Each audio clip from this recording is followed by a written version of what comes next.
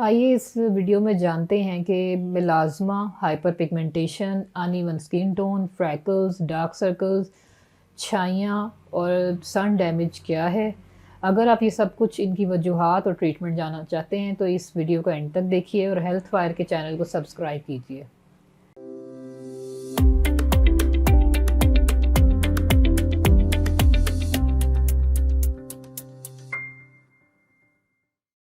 अस्सलाम वालेकुम, my name is doctor Rabia Suhail.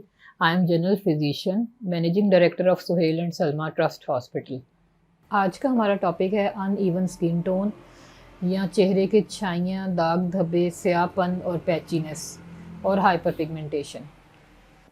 सबसे पहला सवाल ये पैदा होता है कि अनइवन स्किन टोन है क्या? What is uneven skin tone? Uneven skin tone एक मेडिकल कंडीशन है जिसमें स्किन में डिफरेंट जगहों पे हाइपर पिगमेंटेशन हो जाती है और पैचीनेस आ जाती है। हाइपर पिगमेंटेशन किस चीज़ को कहा जाता है? हाइपर पिगमेंटेशन हम कहते हैं कि कुछ चेहरे के कुछ हिस्से या जिल्द के कुछ हिस्से जो कि ज़्यादा डार्क हो गए हैं और कुछ हिस्से हाइपो पिगमेंटेशन में चले गए हैं, यानी कि जो लाइट हो गए हैं। ये बहुत ही कॉमन कंडीशन है, आम तौर पे भी आपको अपने चेहरे पे भी नज़र आएगी कि हमारा फोरहेड, नोज़ एरिया और लिप्स के साइड का एरिया ज़्यादा डार्क हो जाता है, बाकी सारी स्किन हमारी लाइट हो जाती है। इसमें बहुत सारे फैक्टर कंट्रीब्यूट करते हैं, लेकिन सबसे पहला जो होता है कि ओवर प्रोडक्शन ऑफ मेलानिन होता है। जब आप किसी भी चीज़ से आपका एक्सपोजर होता है और स्किन डैमेज स्टार्ट होता है तो पिगमेंटेशन ज़्यादा होने लग पड़ती है, जिसमें आप डिफरेंट तरह की कंडीशंस नज़र आती हैं हमें। डार्क सर्कल्स आते हैं, मेलाज़्मा आता है, फ्रैकल्स आते हैं और ये सब चीज़ें एक ही चीज़ के अंडर आती हैं, वो है skin uneven skin tone. Uneven skin tone की कॉजेज़ या वजूहात क्या हैं? अनइवन स्किन टोन डिपेंड करता है आपके एक्सटर्नल और इंटरनल फैक्टर्स पे। एक्सटर्नल में अगर हम देखें, इन्वायरमेंटल फैक्टर्स, पोल्यूशन, सबसे पहले तो आता है सन डैमेज। आपका सन एक्सपोजर कितना ज़्यादा है और आप उसके लिए क्या कर रहे हैं? क्या आप कोई सन ब्लॉक यूज़ कर रहे हैं या नहीं कर रहे? इंटरनल फैक्टर्स में हमारे पास हमारे हार्मोनल चेंजेस आते हैं, वेट गेन आता है, ओबेसिटी आती है और फीमेल्स में बहुत सारे होने वाले hormonal changes, pregnancy, genetic factors और बहुत कुछ इसमें शामिल है।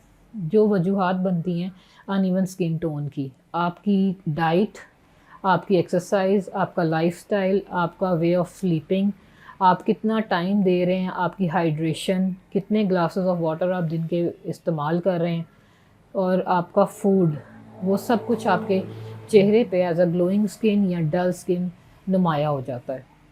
अनइवन स्किन टोन को आपने डायग्नोस कैसे करना है या इसकी अलामात क्या हैं? जब भी आप अपने चेहरे को देखें, आप देखेंगे कि कुछ जगह ऐसी हैं जहाँ पैचेस बन गए हैं।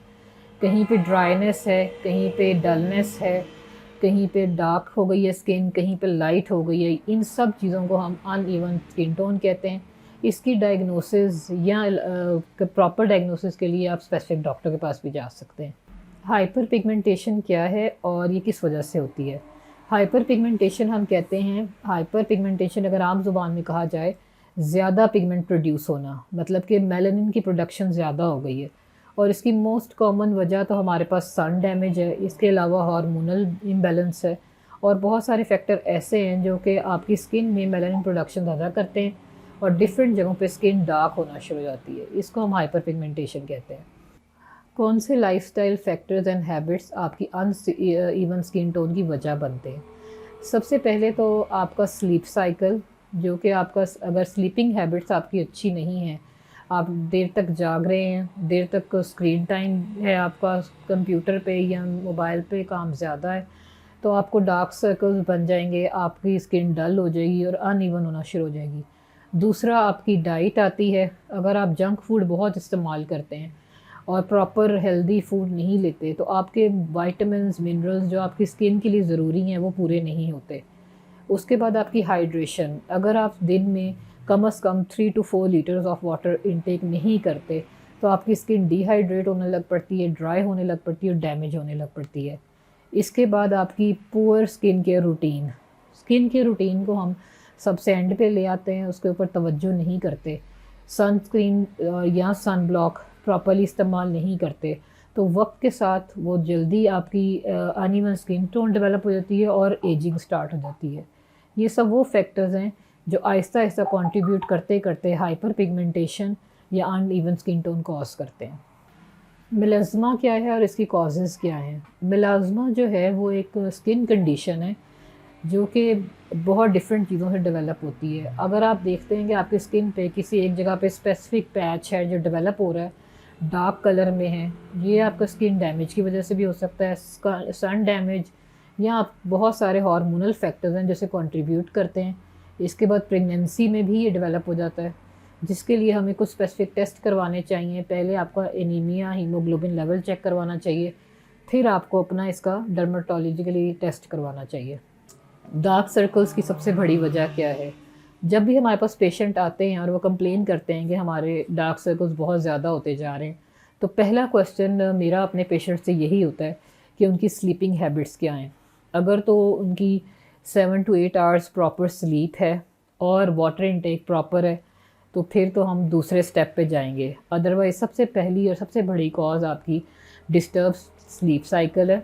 सेकंड कॉज जो कि आजकल लीडिंग कॉज है, स्क्रीन टाइम बहुत ज़्यादा होना, मोबाइल का यूज़, लैपटॉप का यूज़ बहुत ज़्यादा होना। इसके बाद बहुत सारे और फैक्टर्स आते हैं। पाकिस्तान में बहुत कॉमन है हाइपोथायरॉयडिज़म, हाइपरथायरॉयडिज़म, फिर हम उसके टेस्ट करवाते हैं, हार्मोनल इम्बैलेंसेस, ये सब कुछ चेक करते हैं। लेकिन सबसे पहले आपका स्लीप टाइम, आपका लाइफस्टाइल, आपकी एक्टिविटी और आपकी डाइट, ये सब वो चीज़ें जो कंट्रीब्यूट करती हैं डार्क सर्कल्स में। अनइवन स्किन टोन का ट्रीटमेंट क्या है या इसका इलाज क्या है? इसका हम लोगों को जब सबसे पहले स्टार्ट करते हैं तो आपको अपनी लाइफस्टाइल चेंज करना पड़ता है। आपकी कुछ ऐसी हैबिट्स हैं जो चेंज करनी पड़ती हैं, जो कि कॉमन प्रैक्टिस है। स्किन को वैसे ही छोड़ देना, कभी उसकी एक्सफोलिएशन नहीं कराई जाती, प्रॉपर सनस्क्रीन इस्तेमाल नहीं किए जाते, और या ऐसी क्रीम्स इस्तेमाल की जाती हैं जिनमें स्टीरॉयड होता है और वो कॉस्मेटिकली रॉन्ग होती हैं। ये और फिर उसके बाद बार बार उनको रिपीटेडली यूज़ करना कि बार बार ये प्रॉब्लम हो रही है तो उनको बार बार यूज़ करते रहना, ये सब गलत प्रैक्टिस है। सबसे पहले आपको अपना लाइफस्टाइल चेंज करना पड़ता है, एक्टिविटी अपनी चेंज करनी पड़ती है, स्लीप साइकिल्स चेंज करने पड़ते हैं। सेकेंडली आपको दिन में 3 to 4 glass litres of water इस्तेमाल करना पड़ता है, फ्रेश फ्रूट्स इस्तेमाल करने पड़ते हैं। डॉक्टर के पास जाके अपने टेस्ट कराएं ताकि पता चले कि आपको किसी वाइटामिन्स की कमी तो नहीं है। वो स्पेसिफिक मल्टीविटामिन्स इस्तेमाल करें जो कि स्किन, हेयर्स एंड नेल्स के लिए स्पेसिफिक हैं। इसके बाद अपना आप सबसे पहले तवज्जो दें स्लीप साइकिल पे। उसके बाद आप जाते हैं अपनी स्किन केयर रूटीन में। स्किन केयर में बहुत सारी चीज़ें आ जाती हैं, प्रॉपर क्लिनजिंग आती है, एक्सफोलिएटिंग आती है। इसके अलावा एस्थेटिक काफ़ी सारे प्रोसीजर्स हैं और सबसे सेफ है केमिकल पीलिंग। दूसरी आप ये करें ताकि और प्रॉपर सन ब्लॉक इस्तेमाल करें, तो फिर आपका ये Aahista Aahista uneven skin tone ख़त्म होना शुरू हो जाएगा।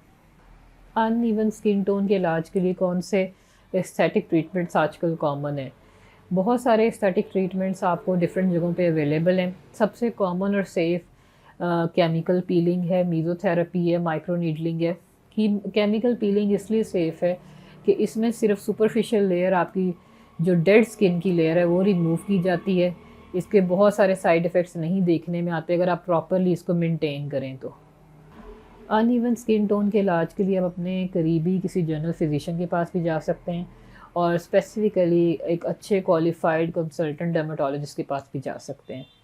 अगर आप भी इन सब अलामात का शिकार हैं और uneven skin tone, melasma, freckles जैसे मसाइल में मुब्तला हैं, तो आप मुझसे भी अपॉइंटमेंट ले सकते हैं। नीचे दिए गए नंबर पे अपॉइंटमेंट लें या हेल्थ वायर की वेबसाइट के थ्रू अपॉइंटमेंट बुक करवा सकते हैं।